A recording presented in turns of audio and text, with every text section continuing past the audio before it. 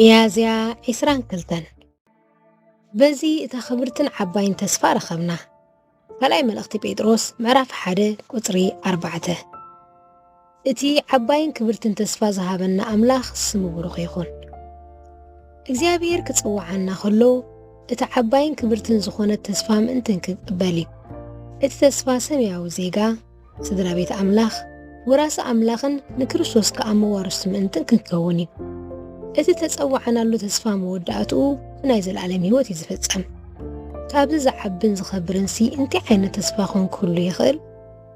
እግዚአብሔር ብዓይነ ሰባት ዘይተረኣየ ልብን እምሮን ደቂ ሰባት ክሕሰብ ዘይከኣል ክቡር ዘለዓለማዊ ዝኾነ ቤት ከም ዘውርሰና ተስፋ ሂብና፣ ነዚ ድማ ይጸዊዕና። ስለዚ ኣብ ኩሉ ጉዕዞና ናብ እግዚአብሔርን ተስፉን እናጠመትና ንኽንነብር ንጽዓር። ኣብቲ ዘለዓለማዊ ሕያው ተስፋ ብምንባር ንህይወትና ብቅድስና እናሓለና ንዝገጥመና ፈተናን መከራን ብትዕግስቲ ክንሰግሮ የድልየና። ነዚ ዝኸውን ድማ እግዚአብሔር ሓይሊ ይህበና ኣሎ።